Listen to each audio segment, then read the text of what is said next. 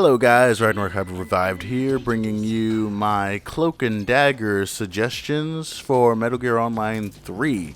In the last video I talked about my major balance issues that I had with the game and the basic game mechanics, and now I'm talking about Cloak and Dagger, which is the mode I play the most.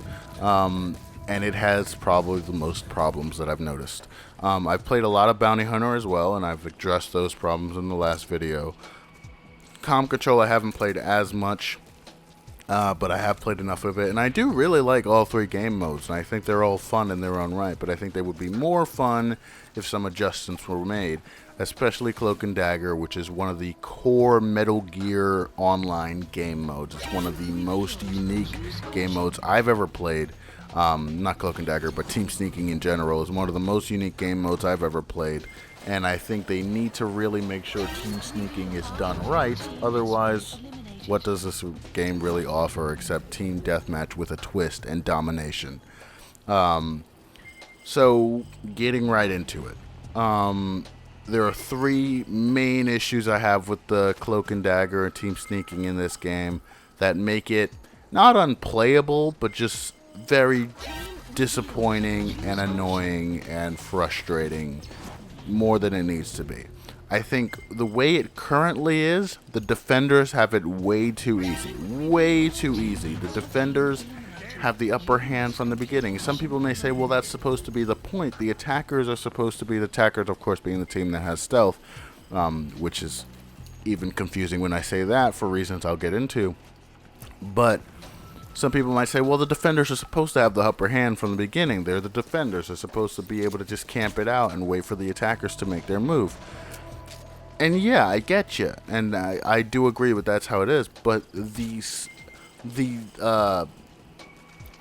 such an uphill battle for the attackers. Like, it's unrealistically difficult for the attackers as the game currently is. Or rather, not even difficult for the attackers, but it's unrealistically easy for the defenders, the way the game currently is. And here's why. Number one, the attacking team's stealth is underpowered because it is never 100% invisible. And I've given this a lot of thought. I've given this a whole lot of thought. And I think the only way to make this right, because the attackers don't have knives, like they did in Metal Gear Online 2, so it's hard to see them even if they're just standing up. All you would see is their shadow, but there's a lot of dynamic shadow going on with this game. And there's a whole lot of other stuff. So it would be really difficult to see them if they just were completely 100% invisible. So how do you balance that out? Well, okay, you make them 100% invisible, except for their shadow and their drawn weapons. So it would be just like Metal Gear Online 2. If they draw a weapon to use it, you can see the weapon, but you can't see the person using it. And then once you shoot them, they go into alert mode, so their stealth goes off. Make the alert modes longer. Make them 100% invisible and make the alert modes longer. And make it so that you can see their drawn weapons. I think those would all be good. And if that's not enough, if people still think that the attackers would have it way too easy if they were 100% invisible, then hear me out. Make the attackers 100% invisible except for their shadow and their drawn weapon when they are not moving. Attackers are 100% invisible except for their drawn weapons and their shadow when they're not moving. So if they're just standing there, if they're just sitting there, if they're prone somewhere and they're not moving at all, they are 100% invisible. If they do move, they fade into view and they fade out of view. And I'm not talking about fade into view completely. I'm talking about fade into the stealth that they have currently, which is where you can sort of see like they're disturbing light in some way. But when they're not moving, 100% invisible. So if they're in the shadow somewhere and hiding and just standing still, they're 100% invisible. And that would make it so that the defenders, if they really want to go out and search for people, they really have to put in an effort. And it's not just, oh, I see a weird lump on top of that building, let me shoot at it. Ah, of course, it was a person because it was in the shape of a person. Like, they would actually have to be aware and be worried. And they would actually have a sense of a little bit of fear. You're like, oh my gosh, I don't know where these guys are. That's the most fun I have with with Metal Gear Online, and especially Team Sneaking, is when I have no idea where the enemy is. It's like, oh my goodness, like, they could literally be anywhere, and I have no idea. I think that's a cool thing, and especially if they want to bring in stealth deathmatch, they need to make it so that the level of stealth for the people who have this permanent stealth is 100% invisible, and it's more powerful than the average stealth that infiltrators can have. So again, I say make it so that the attacking team is 100% invisible except for their drawn weapon and their shadow. And if that's too overpowered, then make it so that they're only 100% invisible when they're not moving. So that's number 1. Number 2. Did you know that scouts on the defending team with a certain skill, I think it's optics level 3, can mark players on the attacking team even when they're wearing stealth? What in the world is that? Like, I get why scouts can do that normally, but why in the world can scouts mark people whose basic strength, whose basic advantage is that they have stealth? Why can they be marked through their stealth? It doesn't make any sense.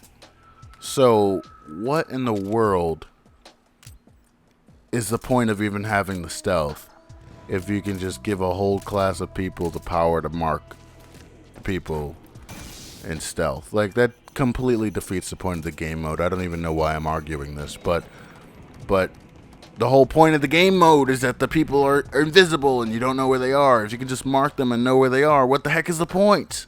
Anyway, I'm moving on from that one because it's just stupid. It's not even worth my time. But scouts should not be able to mark the attacking team through their stealth. If someone doesn't have their stealth on and you mark them that way, that's perfectly fine.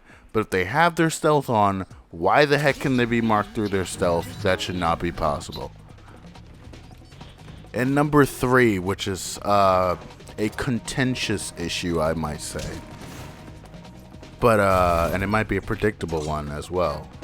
But, members of the defending team should not be able to use stealth camouflage, because it defeats the entire purpose of the game mode. Just like scouts marking enemies through their stealth in Cloak and Dagger, it also defeats the entire point of the game mode if the entire defending team literally happened once. The entire defending team is running with stealth.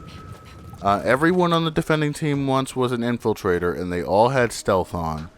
And I was like, what makes them any different than the attacking team? What's the attacking team's advantage? Nothing.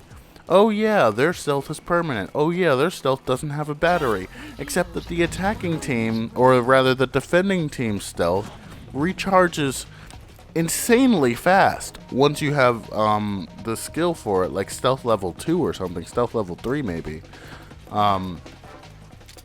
So actually I think it's stealth level 2, so it doesn't even take up 3 slots, it just takes up 2 of them.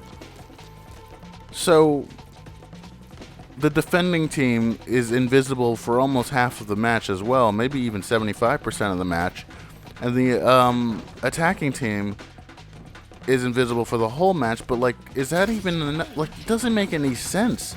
The whole thing that's supposed to differentiate the attacking team from the defending team is that the attacking team is supposed to be completely freaking invisible. So if the defending team is constantly invisible, then what's the point? Like, you might as well just take stealth out of the equation completely and make a rescue mission. So I don't know if I'm getting my points across well enough here, but it doesn't make any sense is the point. It completely defeats the point of the game mode if you also have defenders that are invisible. You know what I mean? And I thought about this for a long time. I was saying, okay, it's not that big of a deal, but maybe if they made the attacking team 100% invisible, it would make it a little better. But now that I really think about it and think about what team sneaking is supposed to be, yeah, no, you can't have invisible defenders. That completely defeats the purpose. So yeah, take away people's precious stealth camo that they love to spam all the time. if it seems like I don't like infiltrators, because I don't like infiltrators. All people do is spam stealth, and all they do is rely on their stealth to death. And in a fast-paced mode like Bounty Hunter, it can be really difficult to combat someone with stealth, because it's hard to see them when a lot of other stuff is going on. And when you're an attacker in team sneaking, you're supposed to be able to defend on your own stealth and know that if you stand still and if you stay in the shadow, then the enemy can't see you. But one, that's not true in this game because the enemy totally can see you, and two, the defenders are also invisible, so they have a leg up on you no matter what. I just think that the defenders have it way too easy in team sneaking in this game, and they definitely need to have a nerf. So take away their ability to mark invisible people, take away their ability to use stealth, and give the attackers 100% invisibility in some circumstances. So those are my major issues with Cloak and Dagger, and in the next video I will talk about my major issues with the game as a whole and why I'm a little disappointed with this Metal Gear Online iteration. So thank you guys for watching. Have a good one. Please subscribe to the video if you enjoyed it, and I will see you on the next video. Bye-bye.